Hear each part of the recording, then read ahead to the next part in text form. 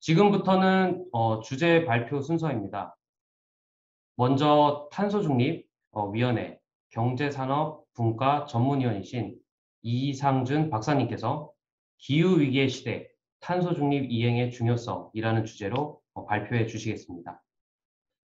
발표에 앞서 이상준 박사님에 대해 간략히 소개하도록 하겠습니다.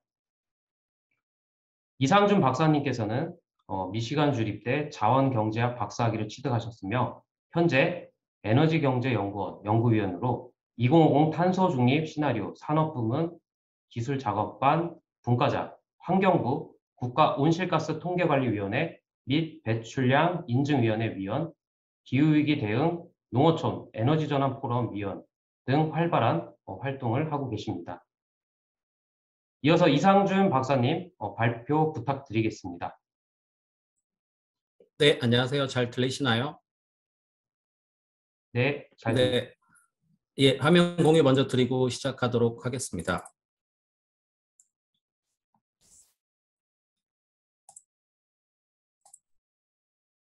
네, 오늘 제가 말씀드릴 내용은 전체적으로 기후위기 시대에 대해서 말씀을 드리고요.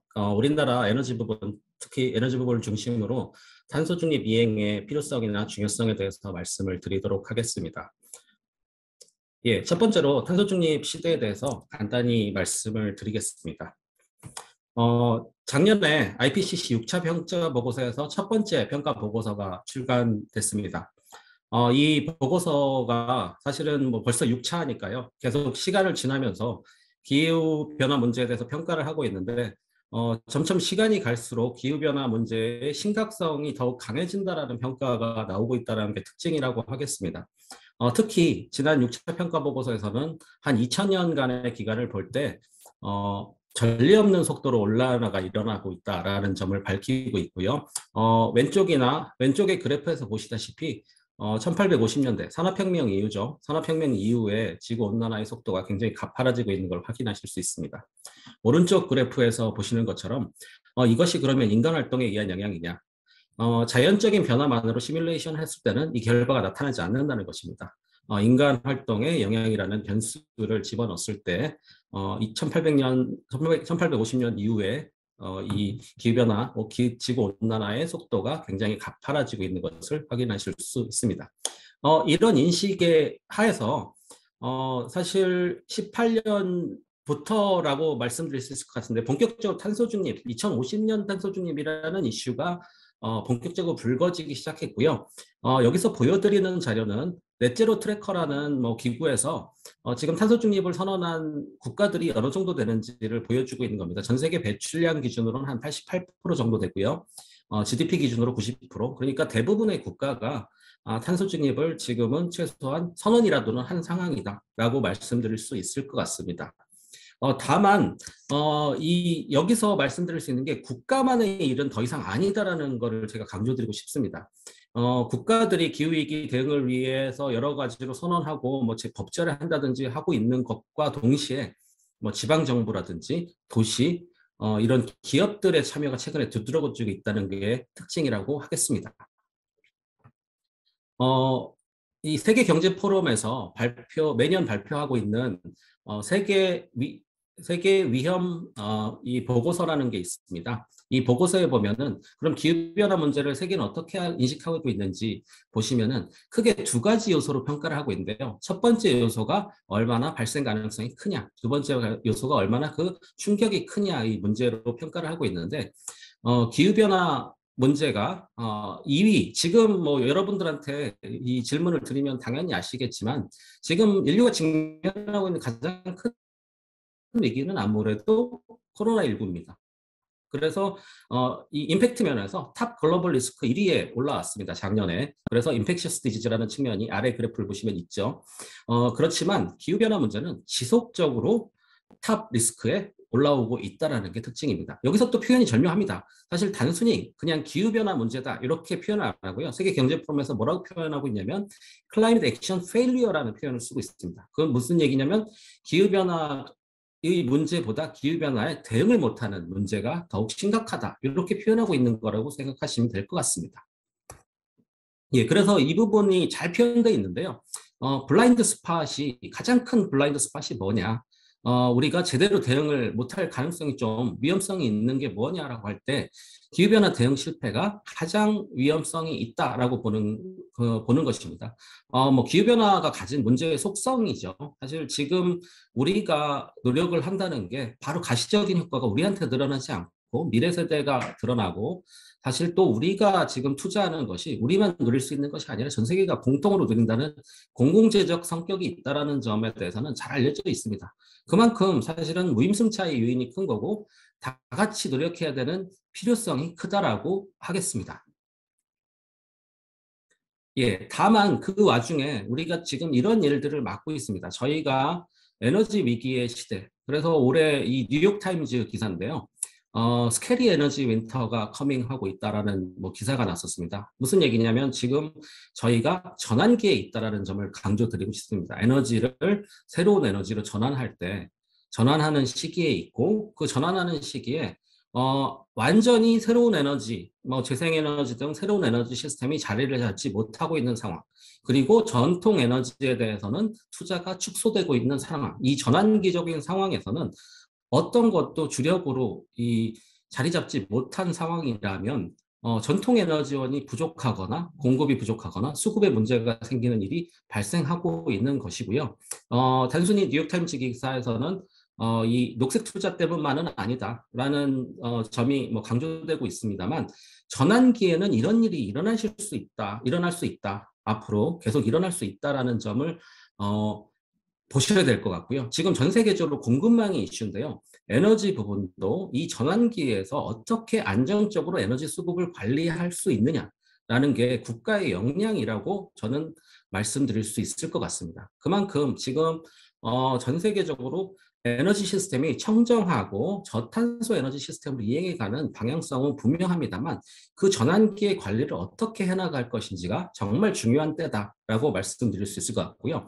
오늘 뭐 과학기술 연구회에서 행사를 하고 있지만 그때 가장 필요한 역할을 해야 되는 건 저희가 과학기술의 힘입니다. 저희가 굉장히 많은 연구를 해야 되고 대안을 모색해야 되는 거는 기초는 과학기술이 닦아야 된다. 미래를 만드는 거잖아요. 그렇게 말씀드리고 시작할 수 있을 것 같습니다. 다음으로 중요하게 말씀드릴 수 있는 게 기후 이슈라는 게 국제 규범화 경향에 있다라는 점을 말씀드리고 싶습니다. 예, 그래서 첫 번째로 말씀드릴 수 있는 게 파리 협정이라는 거의 특징을 말씀드리고 싶습니다. 파리 협정이라는 거는 사실 기념비적인 이 업적입니다. 전 세계가 다 같이 뛰어들어서 기후변화 문제 대응하자라는 굉장히 기념비적인 업적입니다만 파리 협정 이 국제 기후변화 환경 분야의 협약이라는 거에 근본적인 한계는 있습니다. 뭐 자세한 내용을 설명드리기보다는 이렇게 설명드릴 수 있을 것 같아요. 제가 파리 협정의 합의가 끝나고 여기저기에서 많은 질문을 받은 게 우리나라가 BAU 대비 당시에는 37% 목표가 있었습니다. 그 목표를 못 지키면 무슨 일이 일어나나요? 뭐 지금도 똑같은 질문을 할 수 있습니다. 지금 파리 협정 체계에 본격적으로 들어가 있으니까요. 우리가 작년에 공약한 NDC 40%라는 목표를 못 지키면 어떻게 되나요? 이렇게 질문을 많이 받았었는데요. 사실 이 협정 내에서 이 협정은 어디까지나 법적으로 구속력이 있는 협정입니다만 실제 그러한 제재 수단이 있느냐? 애매합니다. 사실 이렇게 제가 설명드리곤 했습니다. 욕을 먹습니다. 국제사회에서 욕을 먹을 거예요. 못 지키면. 그 정도가 기존의 시스템이었다면 점차 그런 시스템이 어떻게 보면 실질적인 규제로 이 변화하고 있다는 게 지금의 특징이라고 하겠습니다. 첫 번째로 그래서 파리 협정이 가진 이런 근본적인 문제를 해결하기 위해서 지금 여러 국가가 뭐 나서고 있는 셈이라고 말씀드릴 수 있는 거죠. 그 대표적인 것으로 무역에서의 영향이 있을 수가 있을 것 같습니다. 그래서 첫 번째로는 장 티롤이라는 뭐 노벨상을 탄 경제학자입니다만 티롤이라는 경제학자가 이런 얘기를 했습니다. WTO라는 게 어떻게 보면 자유무역을 가장 중시하는 시스템인데 국제기후변화 협약을 지키지 않는 존중하지 않는 거는 일종의 환경 덤핑처럼 다뤄야 된다라는 얘기를 한 바가 있고요. 작년에 출간된 영국의 보드 오브 트레이드에서도 마찬가지입니다. 이 국가마다 서로 규제가 다르고 기준이 다른 이런 기후변화 문제는 사실은 그게 이 자유무역이나 이 공정한 무역을 오히려 훼손한다라는 인식을 하고 있습니다. 똑같은 경쟁의 조건이 아니라는 거죠. 기후변화 문제에 대해서 그냥 놔두는 게 이렇게 인식을 하고 있다는 게 특징이고요. 이에 대해서 규제를 하는 대표적인 사례가 사실은 이제 국가 간의 가장 큰 차이를 보이는 것이 바로 탄소 가격이라는 겁니다. 지금 세계적으로 탄소 가격으로 실제 이제 온실가스 배출량을 규제하는 수준이 물론 여러 이 보고서에 따라 약간 다릅니다만 아직 미미하다라는 게 일반적인 결론입니다. 전 세계 배출량의 한 15% 정도만 탄소 가격에 노출되어 있고요. 여러 개 국가에서 하고 있지만 아직 수준도 높지 않다. 그래서 최근에 물론 중국에서 ETS를 시행하고 이런 바가 있습니다만 그래도 아직은 제대로 탄소라는 게 공짜가 아니다라는 인식이 아직 약하다는 거죠. 이런 이제 서로 다른 상이한 규제 하에서 이 자유무역을 한다는 건 자유무역 자체를 훼손하는 일이다라는 인식을 두고 있고요. 우리나라는 그럼 어떨까 잠깐 말씀드리자면 우리나라는 ETS 배출권 거래제를 활용하고 있고요.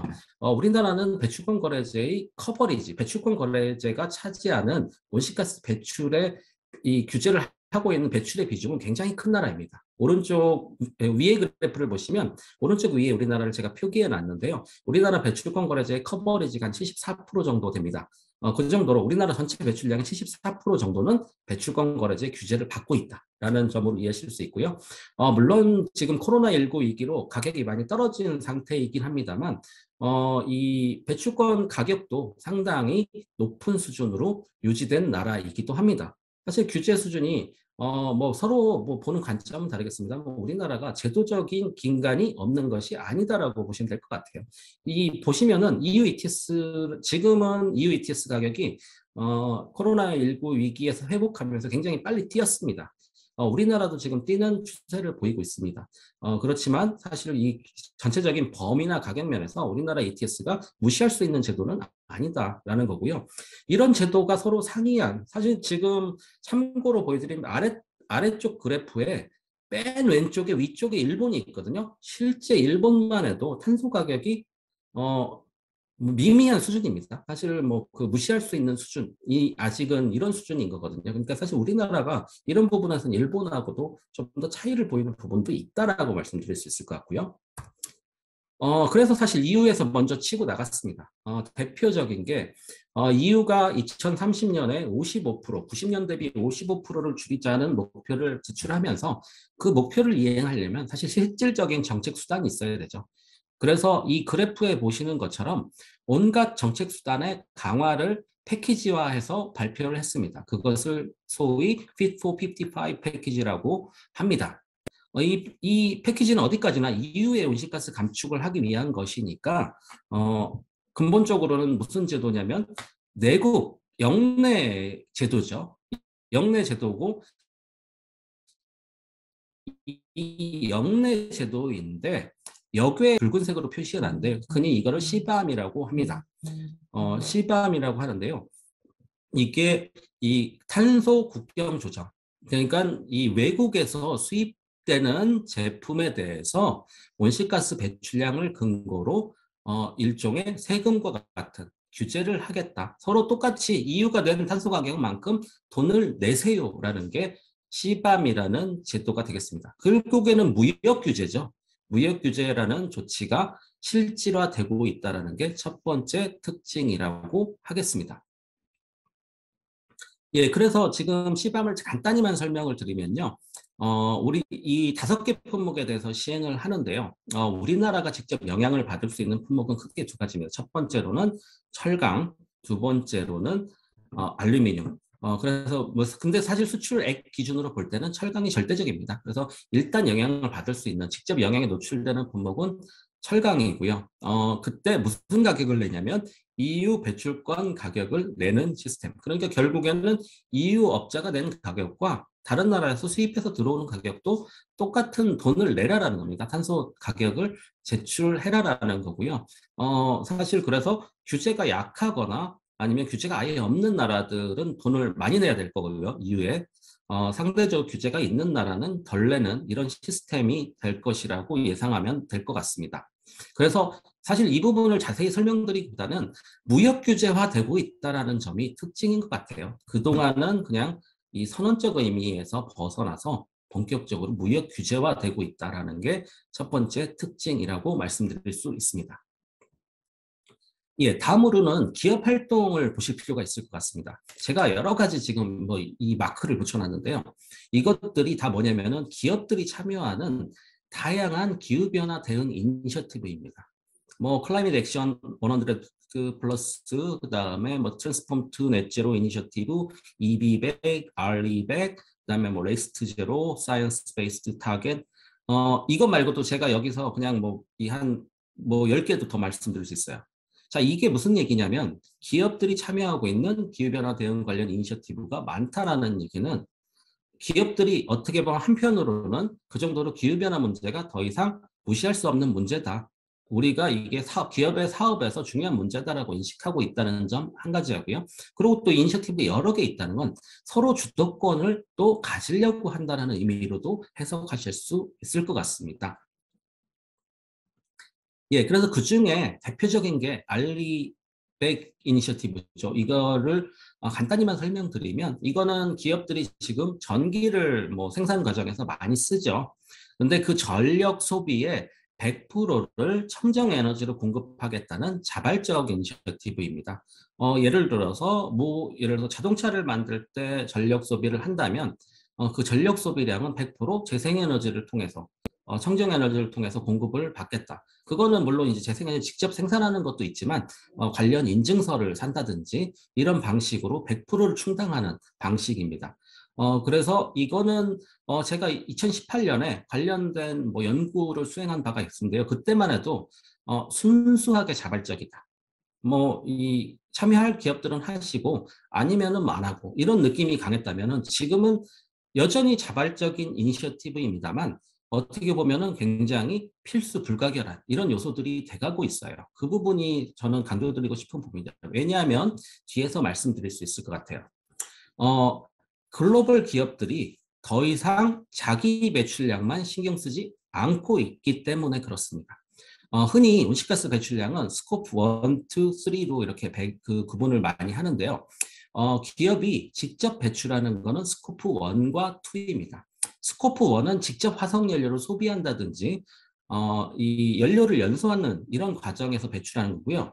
스코프 2는 이 번역은 흔히 간접 배출이라고 하는데 기업이 이 수전을 받는 전기라든지 공급을 받는 열이라든지 근데 그거는 만드는 과정에서 배출하기 때문에 기업이 그 자체에서 배출하지 않지만 기업이 소비함으로 인해서 배출하는 게 스코프 2입니다. 그러면 스코프 3란 건 뭐냐? 이것도 여전히 이제 간접 배출이라고 번역되는데요. 공급망에서의 배출입니다. 이 상류 부분에서 기업이 원료를 가져오고 원료를 실어 나르고 뭐 이 그런 과정들이 있잖아요. 그 과정들 그리고 하류 부분에서 다운스트림 부분에서는 그 이 공급한 제품이 사용되고 폐기되고 뭐 이런 과정들이 있잖아요. 유통되고 이 과정들은 사실 기업의 직접적인 활동과 관심이 없을 수도 있습니다. 기업이 넘겨주면 그만일 수도 있습니다. 그렇지만 이 글로벌 기업들을 중심으로 스코프 3라는 공급망을 관리하기 시작했다는 거죠. 대표적인 예를 하나 들어드리자면 애플이라는 기업이 있잖아요. 애플이라는 기업이 아이폰을 직접 안 만들잖아요. 애플이라는 기업은 그거를 누구한테 시켜서 만듭니다. 그러면 사실은 애플은 자체의 온실가스 배출은 얼마 안 됩니다. 그러니까 알리 100을 하더라도 이 애플이 온실가스 배출량을 0으로 만드는 건 어렵지 않습니다. 근데 애플이 보니까 사실 그거는 소셜 임팩트가 없잖아요. 자기들가 0으로 만드는 것 자체가 의미가 없잖아요. 그러다 보니까 공급망들을 따지기 시작합니다. 그래서 애플에 공급하는 부품은 재생에너지로 생산한 부품을 공급해라라든지 공급망에서 온실가스 뭐 다른 영역도 있습니다. 뭐 인권이라든지 이런 영역도 있습니다만 온실가스를 절배출하는 공급망을 구축해라. 언제까지? 이런 요구를 하게 되는 겁니다. 그게 전형적인 스콥 3의 관점이고요. 그렇다면 글로벌 기업들의 부품을 공급하거나 글로벌 기업들과 연결되어 있는 벤더의 역할을 하는 우리나라 기업들은 어떻게 보면 적응할 수밖에 없는 이런 실질적으로 자발적이지만 자발적이지 않은 이런 상황들이 발생하고 있다라고 말씀드릴 수 있을 것 같아요. 예, 다음으로는 금융 부분의 움직임입니다.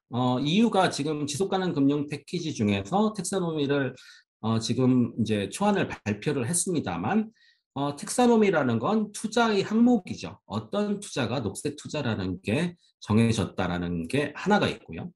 중간 부분에는 기업들한테 비재무적 요소에 대해서 리포팅을 시키는 겁니다. 비재무적 요소라는 게 대표적인 게 온실가스 배출 얼마나 하고, 그다음에 뭐 인권을 얼마나 존중했는지, 뭐 이 아동 노동이라는 걸 안 했는지, 뭐 이런 여러 가지 요소가 있을 수 있습니다만, 흔히 ESG라는 요소의 리포팅을 의무화하는 것. 그리고 마지막으로는 자산을 운용하는 사람들에 대한 규제를 강화하는 것입니다. 그래서 보험회사라든지 투자사들인지 얘들이 지속 가능성을 어떻게 케어하고 있는지에 대해서 이것도 알아보자라고 하는 거는 결국에는 세 가지 패키지는 다 뭐냐면 돈줄을 재는 거죠. 지속 가능하지 않은 부분에 대한 이 돈줄을 재는 움직임이라고 할 수 있을 것 같고요. 우리나라도 K텍사노미 초안이 발표된 바가 있습니다. 예, 금융 부분의 예시 중에서 하나를 들어드리자면 PCAF라는 게 있습니다. 여러 금융사들이 참여해서 이 카본 어카운팅 파이낸셜 이것도 전형적인 스코프 3의 관점입니다. 은행이 온실가스 감축하는 건 자기 사무실에서 쓰는 온실가스 줄이면 됩니다. 그렇지만 그게 중요한 게 아니라 은행이 빌려준 대출, 투자의 온실가스 배출이 얼마나 되는지 따져보자라는 거죠. 그걸 따져보면 그냥 뭐 이 재미로 따져보는 거 아니잖아요. 자, 이 그림에서 보여드리는 것처럼 이 관련된 과정을 거치는 겁니다. 얼마나 배출하는지를 어카운팅을 한 다음에 투자에 있어서 얼마나 온실가스를 배출한 임팩트가 있는지를 앞으로 케어하겠다라는 뜻입니다. 결국 이게 대표적인 이니셔티브죠. 금융사 대출이나 투자의 탄소 배출을 산정해서 파리 협정 목표에 맞는 투자만 하겠다라는 거죠. 사실 이런 움직임들이 크게 세 가지를 그래서 지금까지 말씀드렸습니다. 첫 번째로는 무역에서의 규제가 생기고 있고요. 두 번째로는 기업들이 자발적이지만 이니셔티브들로 특히 공급망을 관리하면서 스스로 온실가스를 줄이는 것뿐만 아니라 이 여러 기업들이 연계돼서 온실가스를 줄이는 이니셔티브가 증가하고 있다는 거. 세 번째로는 금융의 움직임이 무시할 수 없다. 이렇게 정리할 수 있을 것 같습니다. 이 세 가지만으로도 더 이상 기후변화 문제는 그냥 무시할 수 있는 그냥 안 지키면 욕먹는 수준을 넘어서고 있다. 이렇게 이해하실 수 있을 것 같아요. 마지막으로 뒤에서 이 교수님들께서 추가로 발전해 주시기 때문에 제가 에너지 부분 과제에 대해서만 간단히만 말씀을 드리겠습니다. 우리나라 탄소 중립 논의는 사실 2010년, 20년, 재작년 10월에 대통령께서 탄소 중립을 선언하기 전에 한국판 뉴딜에 탄소 중립을 추구하겠다라는 내용은 간단히 언급된 바가 있습니다. 그 뒤에 대통령께서 탄소 중립을 선언하셨고요. 장기 저탄소 발전이나 탄소 중립 추진 전략을 2020년 12월에 발표를 하고요. 작년에 굉장히 숨가쁘게 달려왔습니다. 탄중위가 출범을 했고 탄소중립 기본법이 공포되었습니다. 그리고 10월에 탄소중립 시나리오가 발표되면서 이 탄소중립을 어떻게 갈 것인지에 대한 개략적인 청사진이 발표된 바가 있고요. 12월에는 부문별 탄소중립 전략이 발표되기 시작했습니다. 그래서 산업 부분에 산업 대전환 전략이라든지 에너지 부분의 에너지 혁신 전략이 발표된 바가 있었습니다. 그래서 크게 이런 흐름을 따르고 있고요. 굉장히 EU가 내보내는 그 계획 체계랑 굉장히 유사한 흐름을 보내고 있는 것 같습니다. 예, 저는 그래서 이렇게 생각합니다. 에너지 중립의 그럼 탄소 중립의 비전을 어떻게 가져가야 되느냐? 첫 번째 요소는 대부분 동의하실 수 있을 것 같습니다. 친환경성 앞으로 더 이상 친환경이나 탈탄소 중심의 에너지 공급이나 소비 시스템이 돼야 된다라는 거는 굉장히 비교적 분명한데요. 저는 그 과정에서 우리가 신뢰성이라는 거, 아까 이 에너지 위기에 대해서도 말씀드렸지만 유연하면서도 굉장히 신뢰성이 높은 에너지 시스템을 구축해 나가는 게 굉장히 중요하다라는 게 한 요소로 자리 잡아야 될 것 같고요. 또 하나로는 회복력이 있는 이 에너지 시스템이 어떤 위기가 있더라도 굉장히 위기가 굉장히 엔듀어 되는 굉장히 이제 장기적으로 지속되는 것이 아니라 신속하게 회복할 수 있는 이 탄력성이 있는 에너지 시스템이 되어야 될 것이다라고 생각되는 거죠. 저희가 이행해 가는 사실 에너지 시스템의 과정은 신뢰성이나 회복성 면에서 굉장히 불안정성을 많이 주는 시스템이긴 합니다. 대체로 탄소 중립 에너지 시스템은 전기화를 기반으로 합니다. 전기 하나를 중심으로 많이 쓰는 시스템을 기반으로 하기 때문에 하나만 있으면은 그만큼 유연성은 떨어지잖아요. 이 전기가 떨어지면 위험해지는 이런 상황이기 때문에 그 자체로 유연성을, 신뢰성과 회복력을 높이는 노력이 필요한 것 같고요. 마찬가지로 그래서 IEA 세계 에너지 기구에서도 탈탄소화에 대해서 이렇게 얘기를 하고 있습니다. 가장 중요한 건 결국에는 일렉트리피케이션이다. 탄소 중립 이행할 때. 그리고 기타 중요한 것이 재생에너지나 뭐 이 수소라든지 이런 부분에 대해서 강조를 하고 있기는 합니다. 예, 그러면 우리나라 재생에너지, 지금 뭐 이 탄소중립 시나리오에 보면 재생에너지가 굉장히 많은 비중을 차지할 것으로 예상이 되는데요. 재생에너지의 장벽은 없는지, 저는 이 부분은 사실 누차 강조했던 부분인데요. 재생에너지가 우리나라 이 토지를 많이 차지하는 것은 부인할 수 없는 사실이잖아요. 이게 블룸버그에서 그린 시나리오에서 평가한 이 재생에너지가 차지하는 토지 점유 비중입니다. 그러면 우리나라가 월등히 높다는 걸 알 수 있습니다. 그게 우리나라 가진 여건을 보여주는 거라고 보시면 될 것 같아요. 우리나라는 토지가 부족하고 땅은 부족하고 사람은 많고 그만큼 재생에너지가 많은 땅을 차지한다는 불리함은 우리가 받아들여야 된다라고 보시면 될 것 같습니다. 그러면 이 부분에 받아들여서 우리가 재생에너지를 보급할 때 사실 신기본에서도 잘 언급되어 있습니다만 우리가 가진 이 한계를 돌파하려면 재생에너지 부분에서도 더 좁은 땅에서 더 많이 생산하는 수가 근본적인 대안입니다. 그래서 태양전지가 더 초기화해야 되다든지 아니면 이 별도로 땅을 마련하지 않아야 되는 그래서 건물형 태양광이라든지 이런 유휴부지를 활용할 수 있는 기술 개발이 필요한 거고요. 풍력도 마찬가지죠. 초대형이라든지 부유식이라든지 풍력단지를 더 효율적으로 그러니까 어떻게 보면은 토지의 한계를 극복할 수 있는 대안은 반드시 필요하다라고 할 수 있을 것 같고요. 어, 이 마찬가지로 수소를 만들 때도 수소를 더 효율적으로 만들고 이런 부분은 필요할 것 같습니다.